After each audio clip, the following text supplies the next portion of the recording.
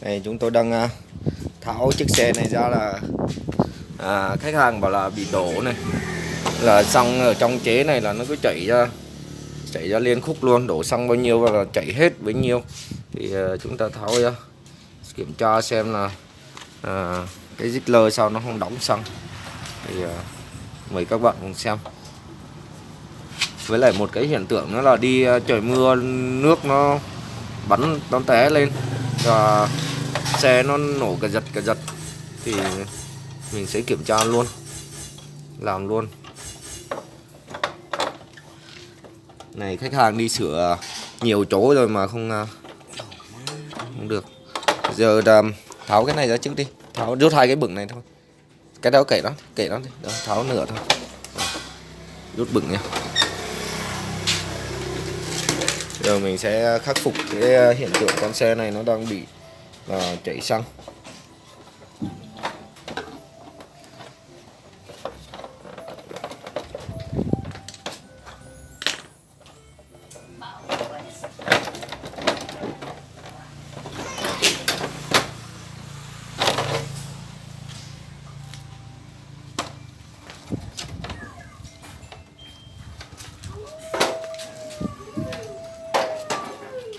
Rút cái vòi xăng này ra này, mở khóa xăng ra này, xăng nó sẽ chảy ra đây.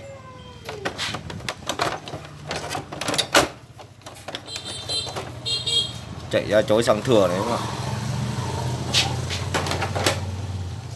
Đó, nó chảy ào ào luôn này, thấy không? Đó. Hiện tại nó đang chảy á. Giữa hả? Có. Thì chúng ta bây giờ tiến hành tháo chế nhé. Đây, tiến hành tháo cái khóa xăng này ra.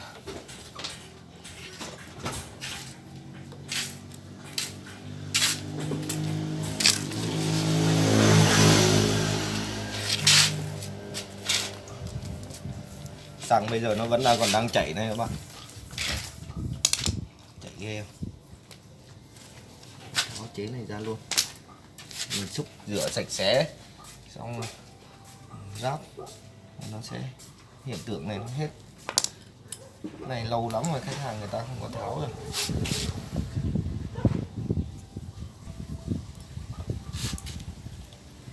Ta sẽ tháo cái nắp này ra xem là nó bị sao. Đúng rồi.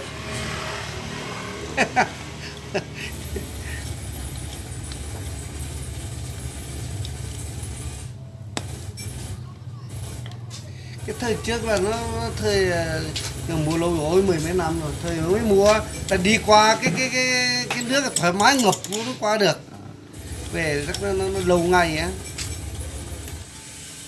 Cái nào nó cũng cái này thì nó bị vướng cái nắp cò này, thì chúng ta tiến hành tháo cái nắp cò này ra thì chúng ta mới rút ra được. Bây giờ hiện tại nó đang vướng thì,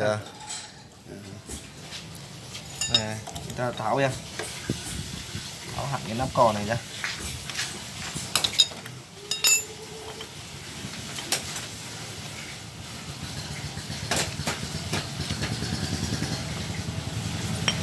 Đã đẩy nó lại, tránh tình trạng là nó bị rớt ốc xuống.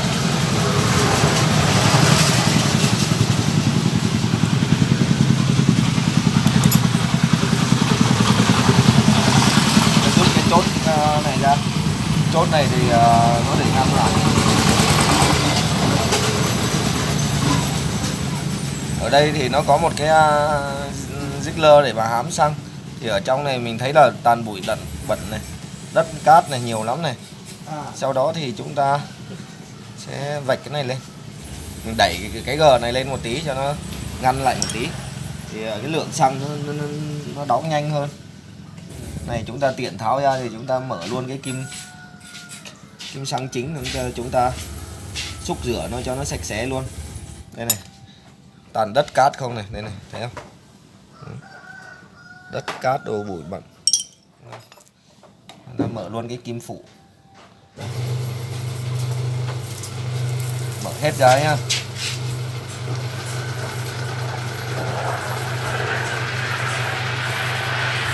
Chúng ta xúc rửa sạch sẽ đi. Đây, kim này.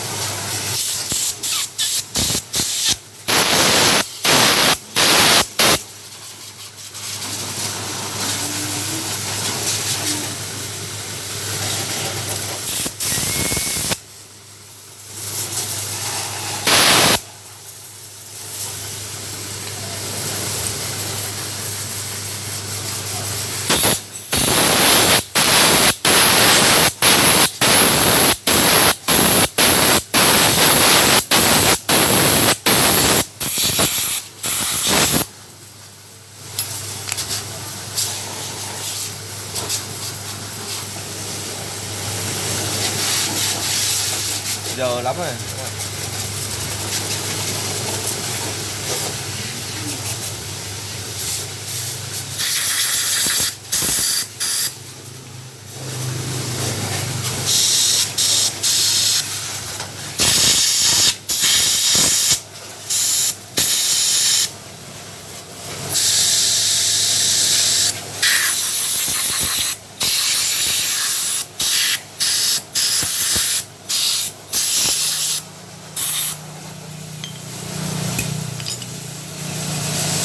Lắp nó lại.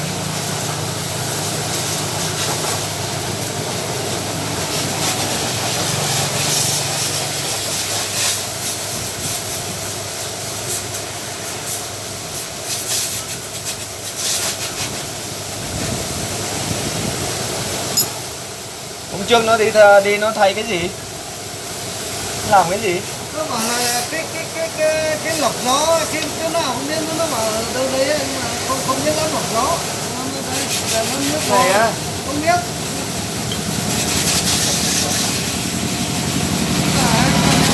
Đấy đi là cái gì nữa rồi. Thế là thế bao nhiêu năm chục rồi. Mới có cái lọc gió mà có cái gì đâu nó thế. Lọc gió là cái này. À. Nó tháo cái này ra thổi à? Thế xong nó bảo thay cái lọc gió, nó bảo thế. Tào lao. Bậy rồi. Về tới trong kia là gặp mưa rất có rồi, nhưng mà là qua cái vũng nước ấy, qua một cái là qua một phát nó lại nó lại tụt lại.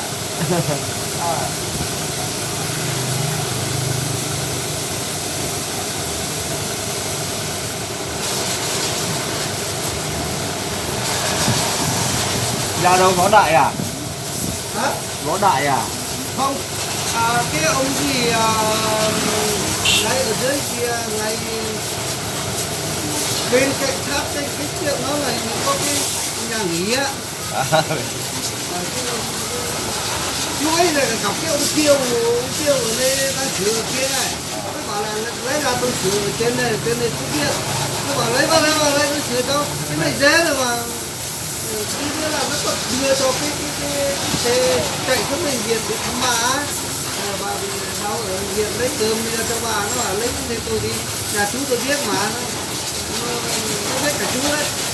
Bên này để bà nhà chú rồi, Tân Giáo này nhà chú rồi.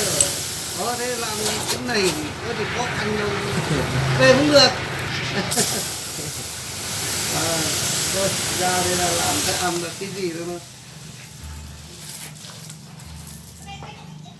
Nó nếu mà nó bị kiểu đấy là bắt buộc mình phải xịt nước. Xịt nước cho nó bị cái đó. Xong kiểm tra. Nó đang ướt nước mà nó làm cho nó hết là mới được. Nhưng mà chứ bây giờ đoán mò chết đấy. Đi số 2 số 3 là cũng được, số 1 đi vẫn được, nhưng mà đi phải gá thật ép. Đổ xăng vào chưa nhỉ? Chưa. Cứ rót xăng vào đi. Rót xăng này. Xăng. Cho nó thoải mái đi.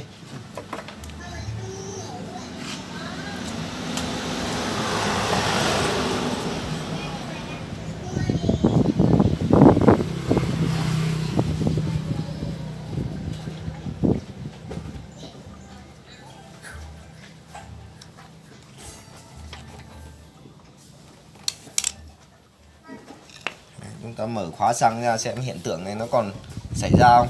Đây là, xăng nó đầy quá nó sẽ lên đây. Chú là cột cái này lại chứ không cho nó chảy này. Cả cái này nữa này, cột 2 cái lại hết.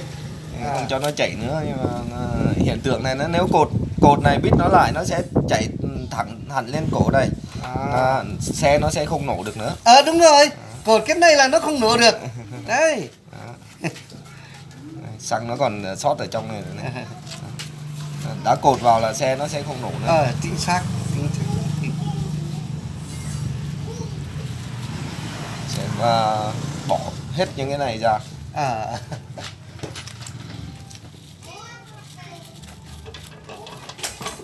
Bây giờ thì mình lắp vào này mà mở cái khóa xăng này, bây giờ hiện tượng chảy của nó mình không thấy có rồi đó.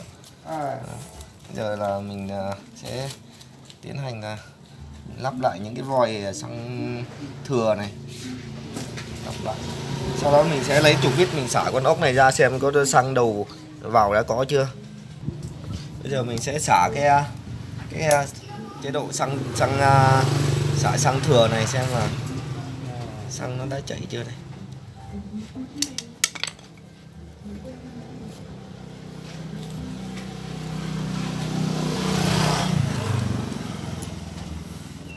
Cái này mình không thấy có xăng luôn.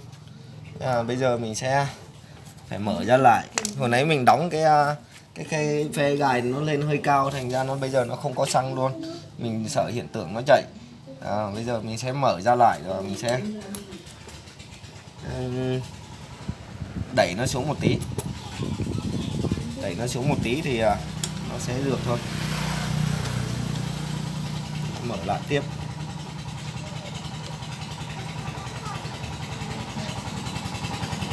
Đó, xăng đường ống xuống thì nó vẫn có bình thường, mà xăng trong chế nó không có nhá.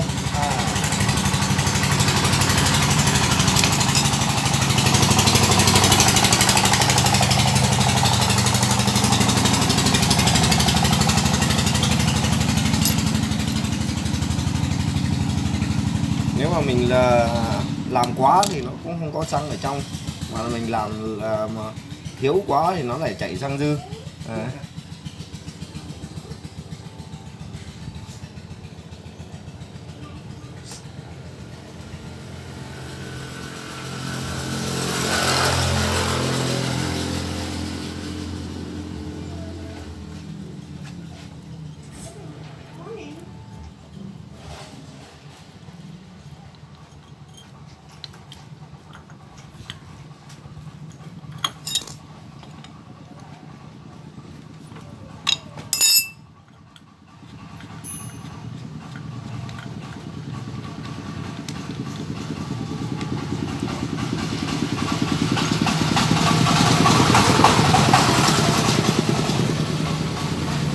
Đây mình sẽ đẩy cái lấy này này, đẩy ngược nó lại một tí. Hồi nãy thì mình bóp lên nó hơi cao một tí rồi. Đó, đẩy ngược lại một tí. Mình lắp nó lại tiếp. Sẽ đẩy cái nắp này vào, hiện tượng là rớt ốc xuống đây là nguy cơ là tháo máy.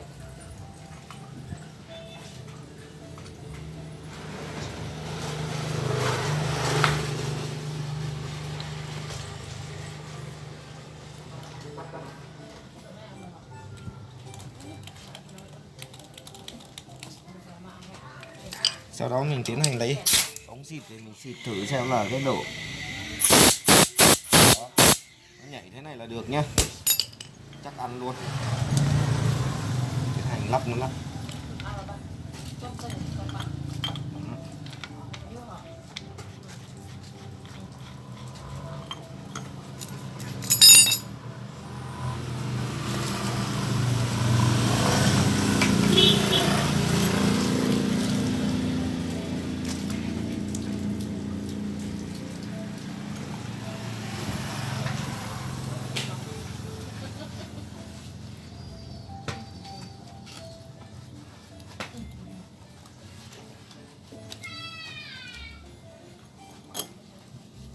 Đó.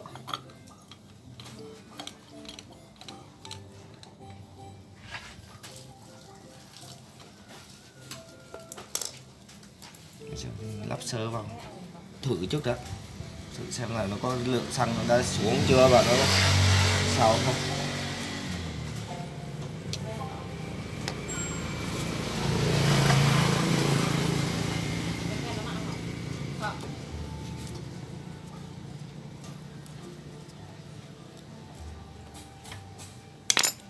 Mở khóa ra. Đó, bây giờ xăng thì nó đã xuống, nó chảy rồi đó. Giờ mình sẽ đóng cái con con vít khóa này lại, đóng lại xem là còn chảy ra đường đó không nhá. Mình sẽ mở khóa ra, sẽ vặn nốt cái con ốc này vào. Mình nghĩ là nó không chạy được đâu.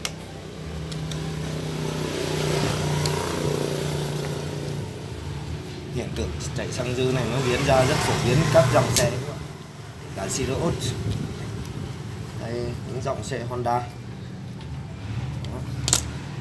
Đây hiện tượng bây giờ mình thấy nó không chảy nổi đâu.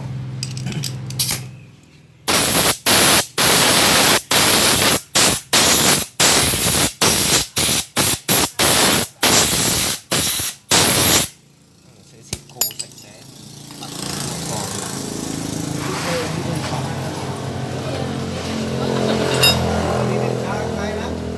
Bây giờ hiện tượng chảy của nó là mình không thấy có rồi đó.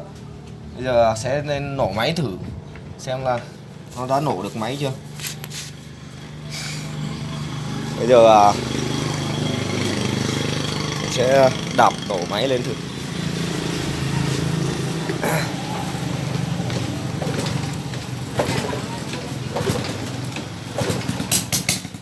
Nó nổ các bạn. Xe này nó bị ốc bô nó gãy hết rồi, nó lục bà lục bục. Đó, nổ bình thường các bạn.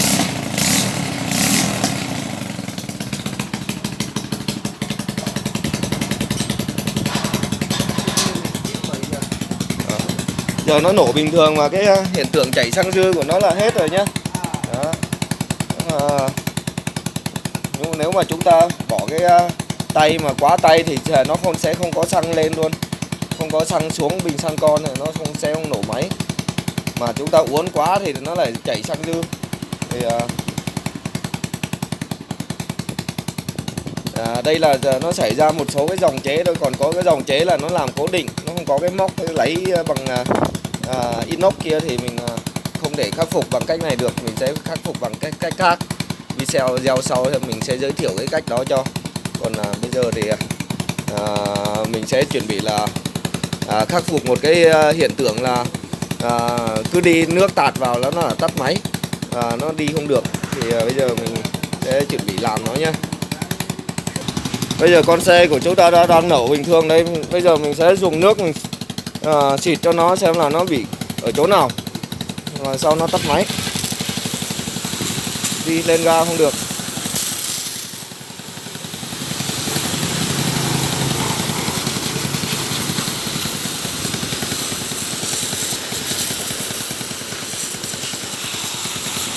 Tiện thì mình rửa cho nó sạch luôn đó mà.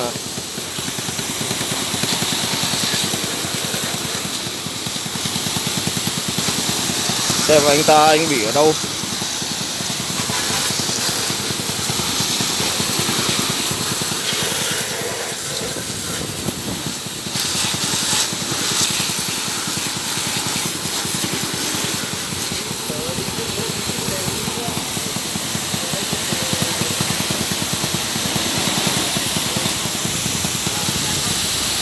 Đó, máy bây giờ nó đã tắt rồi các bạn.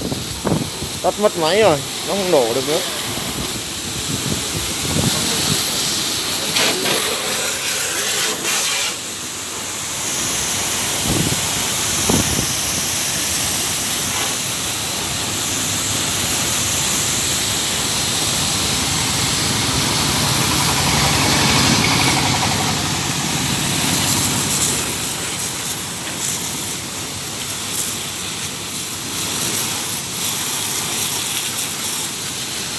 Mình rửa cho nó sạch luôn.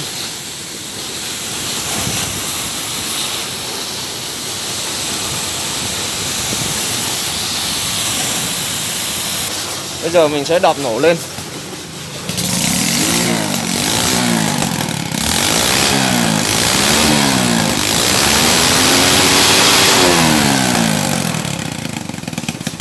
Bây giờ thì nó không bị.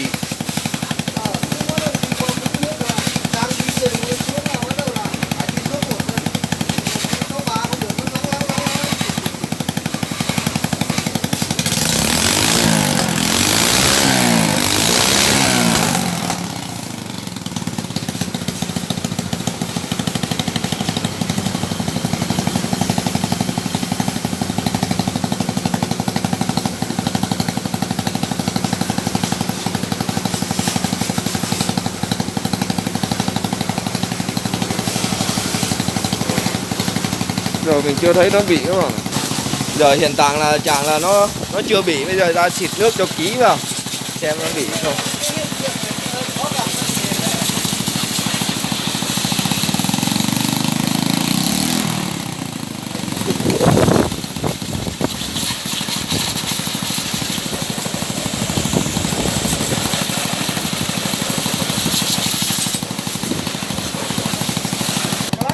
Đấy là mình thấy nó cà giật ở chỗ này này. Mình đẩy lại mấy phát thì nó được rồi. Đó. Nguyên nhân là do nó bị oxy hóa cái rắc này, nếu mà có một ít nước xuống là nó sẽ bị cà giật.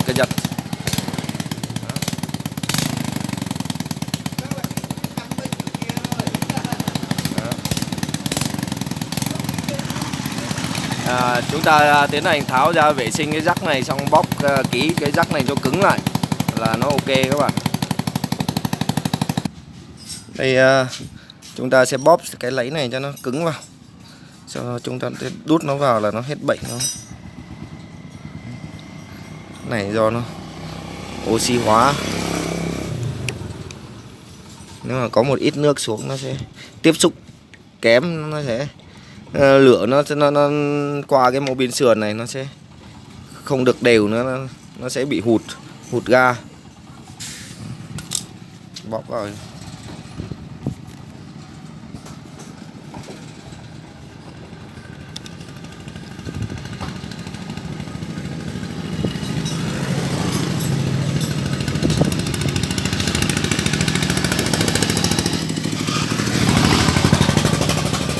Này chúng ta bóp chặt quá khó vào.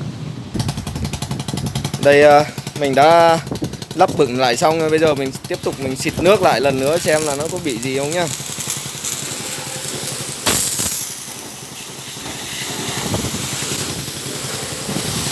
Nếu mà nó bị tắt máy nữa là có vấn đề đó.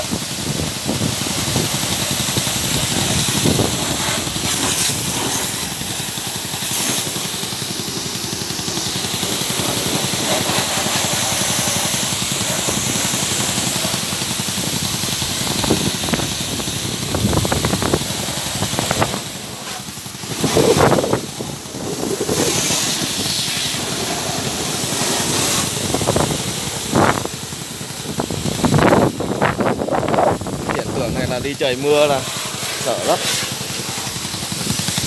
Giờ mình thử ga lên thử. Vẫn ok.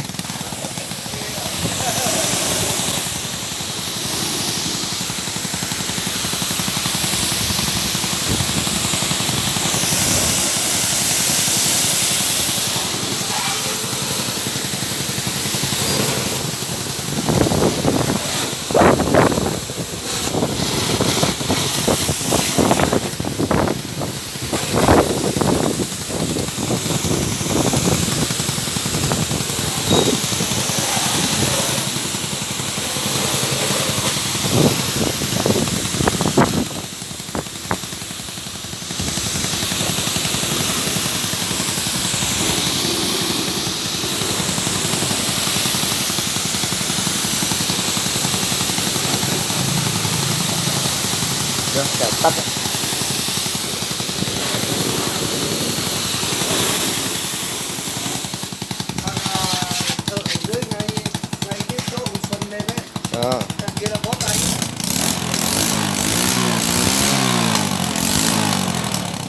Vẫn ok các bạn ạ.